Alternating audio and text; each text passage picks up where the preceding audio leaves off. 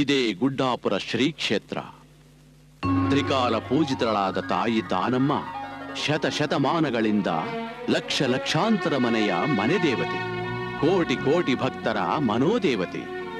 ಈ ದೇವಿಯ ಪರಮ ಭಕ್ತಳೇ ಈ ಶಾಂತಮ್ಮ.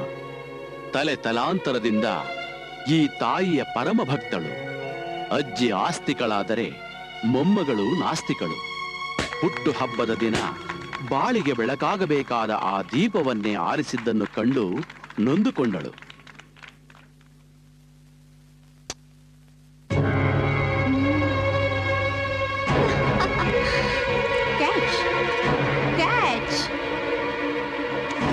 ದೇವಿಯ ಪ್ರಸಾದದ ಹೋಳಿಗೆಯನ್ನು ಕಸದಂತೆ ಎಸೆದ ಅವಳ ನಡತೆ ಕಂಡು ಕಿಡಿಕಿಡಿಯಾದಳು. ಪ್ರಸಾದವನ್ನು ತೃಣವಾಗಿ ಕಂಡ ಎಲ್ಲರನ್ನೂ ಮನೆಯಿಂದ ಹೊರಗೆ ಹಾಕಿದಳು.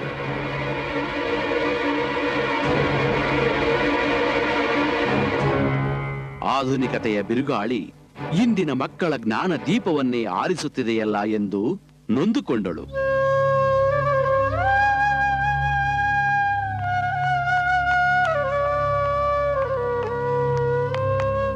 ಶ್ರೀ, ಎಲ್ಲಿಗೆ ಹೋಗ್ತಾ ಇದೀಯಾ?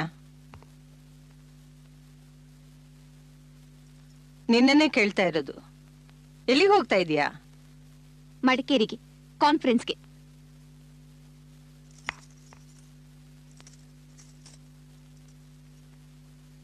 ಇವತ್ತು ನಿನ್ನ ಹುಟ್ಟು ಹಬ್ಬ. ಗುಡ್ಡಾಪುರಕ್ಕೆ ಹೋಗ್ಬೇಕು ಅಂತ ಹೇಳಲಿಲ್ಲ? ನೀನ್ ರ್ಯಾಂಕ್ ಬಂದ್ರೆ ಆ ತಾಯಿ ಹತ್ರ ಕರ್ಕೊಂಬರ್ತೀನಿ ಅಂತ ಪ್ರಾರ್ಥನೆ ಮಾಡ್ಕೊಂಡಿದ್ದೀನಿ. ಕಷ್ಟಪಟ್ಟು ಓದಿ ಆನ್ಸರ್ ಪೇಪರ್ ಬರ್ದವಳು ನಾನು. ನೀನ್ ದಾನಮಯನ್ ಬಂದು ಆನ್ಸರ್ ಬರಲಿಲ್ಲ. ಬಾಯಿಗೆ ಬಂದ ಹಾಗೆಲ್ಲ ಮಾತಾಡಬೇಡ. ನೀನು ಆ ಅಪ್ಪ ಪೊಲಿಯಲ್ ಜೊತೆಲಿ ಸೇರ್ಕೊಂಡು ಹೀಗಾಗ್ತೀಯ ಅಂತ ನಾನು ಅನ್ಕೊಂಡೇ ಇರ್ಲಿಲ್ಲ. ಅಜ್ಜಿ, ಅವರೇನ ಅಪ್ಪ ಪೊಲಿಗಳಲ್ಲ. They are my good friends. ಜೀವನವೆಲ್ಲ ಬೆಳಕಾಗಿರ್ಲಿ ಅಂತ ಹಚ್ಚಿದ ದೀಪನ ಆರಿಸೋದು, ದೇವರ ಪ್ರಸಾದನ ತುಚ್ಛವಾಗಿ ಕಾಣೋದು, ಇದು ಗುಡ್ ಫ್ರೆಂಡ್ಸ್ ಲಕ್ಷಣನಾ? ಅಜ್ಜಿ, ಅವ್ರವ್ರ ಇಷ್ಟ ಅವ್ರವ್ರಿಗೆ. ಬೇರೆಯವ್ರ ಸ್ವಭಾವ ಅಂತಿದ್ದೋದಕ್ಕೆ ನಾವ್ಯಾರು? ನಿನಗೆ ವಿದ್ಯೆ ಕೊಟ್ಟ ಆ ತಾಯಿ ನಮ್ಮ ಸಂಪ್ರದಾಯನ ಅರ್ಥ ಮಾಡ್ಕೊಳ್ಳೋ ಬುದ್ಧಿ ಹಾಕೊಳ್ಳಿಲ್ಲ. ಅದನ್ನ ಹೋಗಿ ನಿನ್ ದಾನಮ್ಮನ್ನೇ ಕೇಳು. ನನಗೆ ಟೈಮ್ ಆಯ್ತು, ನನ್ನ ಫ್ರೆಂಡ್ಸ್ ಕಾಯ್ತಿರ್ತಾರೆ. ನಾ ಹೋಗ್ತೀನಿ. ಶ್ರೀ, ಬೇಡಮ್ಮ, ಇವತ್ತು ಹೋಗ್ಬೇಡ. ನನ್ ಮಾತು ಕೇಳು, ನಾಳೆ ಹೋಗು ಅಂತೆ. ಯಾಕಜ್ಜಿ ಹೀಗ್ ತಲೆ ತಿಂತ್ಯಾ? ಇಂಪಾರ್ಟೆಂಟ್ ಕಾನ್ಫರೆನ್ಸ್ ನಾ ಹೋಗ್ಲೇಬೇಕು ಅಂತ ಹೇಳಿದೀನಿ ತಾನೆ. ಪ್ಲೀಸ್ ಈ ಗೊಡ್ಡ ಸಂಪ್ರದಾಯನ ನನ್ನ ತಲೆಗೆ ಹಾಕ್ಬೇಡ. ಬಾಯ್. ಶ್ರೀ, ಶ್ರೀ, ಶ್ರೀ.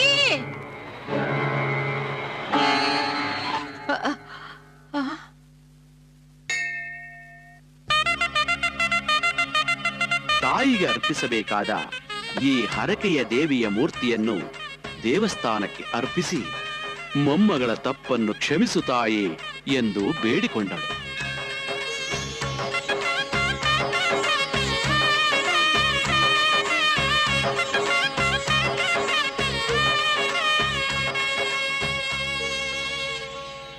ಸ್ವಾಮಿ, ಈ ದಾನಮ್ಮ ನೂರು ಯಾವುದು? ಉಮರಾಣಿ ಅಂತ. ಹಾಗಾದ್ರೆ ಈ ದೇವಿ ಕತೆ ಸ್ವಲ್ಪ ಹೇಳ್ತೀರಾ? ನಮ್ ಟೀಚರ್ನ ವ್ಯಾನಲ್ಲಿ ಕೇಳಿದ್ವಿ. ಅಲ್ಲೇ ಗುಡಿನಲ್ಲಿ ಯಾರಾದ್ರೂ ಹೇಳ್ತಾರೆ ಅಂದ್ರು. ನಿಮಗ್ ದೇವಿ ಕತೆ ಗೊತ್ತಾ? ಕೋಗಿಲೆ ಹಾಡಿದ್ರೆ ಚಂದ, ನವಿಲು ಕುಣಿದ್ರೆ ಚಂದ. ನೀವು ಕತೆ ಕೇಳಬೇಕು ಅಂದ್ರೆ ಅಲ್ಲಿ ನೋಡಿ, ಆ ಶಾಂತಜ್ಜಿ ಹತ್ರ ಕತೆ ಕೇಳಿ. ದಾನಮ್ಮ ದೇವಿ ಕತೆನ ಕಣ್ಣಿಗೆ ಕಟ್ಟದಾಗ ಹೇಳ್ತಾರೆ. ಅಜ್ಜಿ ಅಜ್ಜಿ ನವಿಲಜ್ಜಿ, ಕೋಗಿಲೆ ಅಜ್ಜಿ. ಕೋಗಿಲೆ ಅಜ್ಜಿ, ನವಿಲೆ ಅಜ್ಜಿ. ಯಾರಿಗೆ ಹೇಳ್ತಾ ಇದ್ದೀರಾ ಪುಟ್ಟ? ನಿನಗೆ. ನನಗ? ಆ ಪೂಜಾರಪ್ಪ ಹೇಳಿದ್ರು, ಕೋಗಿಲೆ ಹಾಡಿದ್ರೆ ಚಂದ, ನವಿಲ್ ಕುಣಿದ್ರೆ ಚಂದ, ನೀನ್ ಕತೆ ಹೇಳಿದ್ರೆ ಚಂದ ಅಂತ. ಹೇಳಜ್ಜಿ. ಈ ದೇವ್ರ ಕಥೆ ಕೇಳೋಕೆ ನಿಮಗ ಅಷ್ಟೊಂದು ಇಷ್ಟನಾ? ಮತ್ತೆ ಅದಕ್ಕೆ ನಿಮ್ ಹತ್ರ ಬಂದಿದ್ದು. ಅಜ್ಜಿ ಅಜ್ಜಿ, ಎಷ್ಟು ವರ್ಷದಿಂದ ಇಲ್ಲಿಗೆ ಬರ್ತಾ ಇದ್ಯಾ? ನಿನ್ನಷ್ಟಿದ್ದಾಗಿಂದಲೂ ಬರ್ತಾ ಇದ್ದೀನಿ. ಅಜ್ಜಿ ಅಜ್ಜಿ, ಇದೇನ್ ಮಾಡ್ತಾ ಇದ್ಯಾ? ದಾನಮ್ಮನಿಗೆ ಹೋಳಿಗೆ ಮಾಡಿ ಎಡೆ ಮಾಡೋಕೆ ಹೂರಣ ತಿರುಗ್ತಾ ಇದ್ದೀನಿ. ನಮ್ಮನೇಲಿ ನಾವೇ ಅಡ್ಗೆ ಮಾಡ್ಕೊಂಡು ಗುಡಿಗೆ ಎಡೆ ತಗೊಂಡೋಗ್ತೀವಿ. ಈ ದೇವರಿಗೆ ಯಾಕೆ ಇಲ್ಲೇ ಮಾಡ್ಬೇಕು? ಇದೇ ಆ ದೇವಿಗೆ ಪ್ರೀತಿಯಾದ ಪೂಜೆ.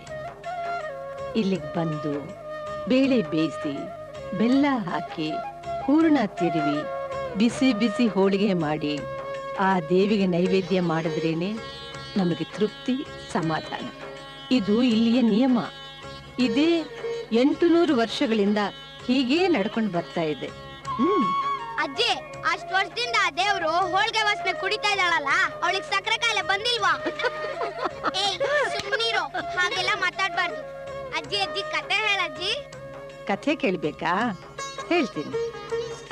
ಪುಟಿ, ಶಶಿ, ಹೋಳಿಗೆಗೆ ರೆಡಿ ಮಾಡಿ. ಹಾಗೆ ಇದನ್ನು ನೋಡ್ಕೊಳ್ಳಿ, ಬಂದೆ. ವೀರಭದ್ರ ಸ್ವಾಮಿ ನೋಡಿದ್ರಲ್ಲ, ಆ ಸ್ವಾಮಿ ಪರಮ ಭಕ್ತಳೆ ಈ ದಾನಮ್ಮ. ಈ ಊರ್ ಪಕ್ಕದಲ್ಲಿ ಉಮರಾಣಿ ಅಂತ ಒಂದು ಊರಿದೆ. ಅಲ್ಲಿ ಅನಂತರಾಯ, ಸಿರಸಮ್ಮ ಅನ್ನೋ ದಂಪತಿಗಳಿಗೆ ಸಾಕ್ಷಾತ್ ಆ ಪಾರ್ವತಿ ದೇವಿ ದಯದಿಂದ ಹುಟ್ಟಿದವಳೆ ಈ ದಾನಮ್ಮ. ಜಗದಗಲ ಮುಗಿಲಗಲ ಮಿಗಿಯಗಲ.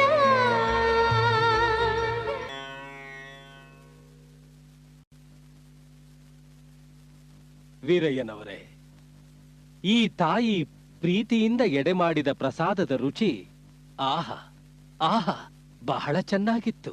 ಉಪ್ಪು ಖಾರ ಹುಳಿ ಎಲ್ಲ ಚೆನ್ನಾಗಿತ್ತ ಬುದ್ಧಿ.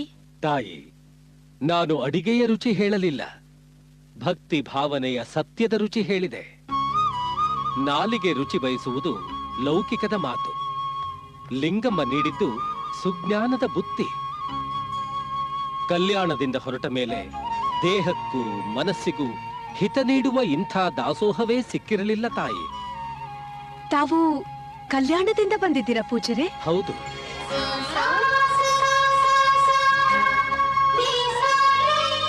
ಕಲ್ಯಾಣದ ನೆಲದಲ್ಲಿ ನಡೆದಾಡಿ ಕಲ್ಯಾಣದ ಮಣ್ಣನ್ನು ಹೊತ್ತು ತಂದ ತಮ್ಮ ಪಾದದ ಮಣ್ಣಿನ ಕಣ ನನ್ನ ನೆತ್ತಿಗೆ ಧರಿಸಿದಾಗ, ಗುರುವೇ, ಅನಂತ ಶರಣರ ಆತ್ಮಜ್ಯೋತಿಯಾದ ಬಸವಣ್ಣನವರ ದರ್ಶನವಾದಂತೆ ಆಯಿತು.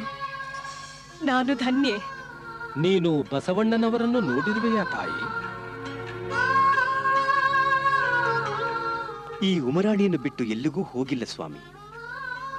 ಕಲ್ಯಾಣದಿಂದ ಇಲ್ಲಿಗೆ ಬಂದು ಹೋಗುವ ಶರಣರಿಂದ ಸೊನ್ನಲಾಪುರದ ಸಿದ್ದರಾಮರ ನಡೆನುಡಿಯನ್ನು ಕೇಳಿ ಲಿಂಗಮ್ಮ ಇಷ್ಟೊಂದು ಪ್ರಭಾವಿತಳಾಗಿದ್ದಾಳೆ. ಇಲ್ಲಿಗೆ ಬಂದು ಹೋಗುವ ಶಿವಶರಣರಿಗಿಂತ ಕಲ್ಯಾಣದಲ್ಲೇ ಇದ್ದು ಬಂದ ತಮ್ಮ ಪ್ರಭಾವವೇ ಇವಳ ಮೇಲೆ ಹೆಚ್ಚಾದಂತೆ ಕಾಣುತ್ತದೆ. ಕಾಯಕ ನಿಷ್ಠೆ, ಭಕ್ತಿಯ ಜಲ ನಿಂತ ನೀರಾಗಬಾರದು ಅಂತ ಆ ಚನ್ನಬಸವಣ್ಣನ ದೂರದೃಷ್ಟಿಯ ಪ್ರಭಾವ ನನ್ನನ್ನು ಈ ಉಮರಾಣಿಗೆ ಬಂದು ಇರುವಂತೆ ಮಾಡಿದೆ ಸ್ವಾಮಿ. ಇವರು ಬಂದು ನಮ್ಮೂರಾಗ ನಿಂತ ಮ್ಯಾಲ ನಮ್ಮೂರಾನ ಕೆಲವೊಂದು ಮಕ್ಕಳಾದ್ರೂ ಓದಾಕ ಬರಿಯಾಕ ಕಲ್ತರಿ ಅಪ್ಪ. ನಮ್ಮ ಲಿಂಗಮ್ಮನಿಗೂ ಅಕ್ಷರ ಜ್ಞಾನದ ಗುರುವಾದರಿಪ್ಪ ಇವರು. ಇವಳಿಗೆ ಈ ವರ್ಷ ಮದುವೆ ಮಾಡ್ಬೇಕು ಅನ್ನೋ ಆಸೆ ಸ್ವಾಮಿ. ಅದಕ್ಕೆ ಇವಳಿಗೆ ತಕ್ಕ ವರ ಸಿಗ್ಲಿ ಅಂತ ಆಶೀರ್ವಾದ ಮಾಡಿ.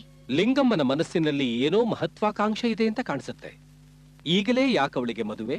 ಆಗೋ ಕಾಲಕ್ಕೆ ಮಕ್ಕಳಿಗೆ ಮದುವೆ ಆದ್ರೇನೆ ಚಂದ. ಸಿರಸಮ್ಮ, ನಿನಗ ಆಗೋ ಕಾಲಕ್ಕೆ ಮಕ್ಕಳಾದಿವೇನು? ಇಲ್ಲ, 16 ವರ್ಷದ ಮೇಲೇನೆ ಇವಳು ಹುಟ್ಟಿದ್ದು.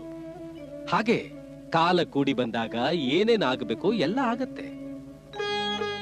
ಲಿಂಗಮ್ಮ, ನಿನ್ನ ಮನಸ್ಸಿನಲ್ಲಿ ಏನಿದೆ ಹೇಳು. ನನಗೆ ಮೊದಲು ಸಿದ್ದರಾಮೇಶ್ವರರನ್ನು ನೋಡಬೇಕೆಂಬ ಆಸೆ. ಆಮೇಲೆ ಕಲ್ಯಾಣಕ್ಕೆ ಹೋಗಿ ಬಸವಣ್ಣನವರನ್ನು, ಆ ಶರಣ ಸಮೂಹವನ್ನು ಕಣ್ತುಂಬ ನೋಡಬೇಕೆಂಬ ಮಹದಾಸೆ ಗುರುಗಳೇ. ಅನಂತಪ್ಪ, ನಿಮ್ಮ ಮಗಳಿಗೆ ಆತ್ಮಶಕ್ತಿ ಬಹಳ ಇದೆ. ಅವಳ ಆಸೆಯನ್ನ ಪೂರೈಸಿ. ಕಲ್ಯಾಣ ಕರ್ಕೊಂಡು ಹೋಗಿ ಬರೋ ಮಾತು ಆಗದ ಮಾತ್ರಪ್ಪ. ಇನ್ನು ಸೊಲ್ಲಾಪುರ ಕರ್ಕೊಂಡು ಹೋಗಿ ಬಾ ಅಂದ್ರ ಹೋಗಿ ಬರ್ತೀವಿ. ಎಷ್ಟು ಶಕ್ತಿಯೋ ಅಷ್ಟು ಭಕ್ತಿ. ಶಿವ ಒಳ್ಳೇದು ಮಾಡ್ಲಿ.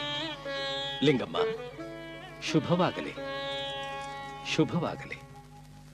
ಶಿವೋಹಂ ಶರಣು. ಶಿವೋಹಂ ಶಿವೋಹಂ. ಗುರುಗಳೇ ಶರಣು ಶರಣು ಶರಣು. ಅಂತೂ ಬಂದ್ರಲ್ಲ.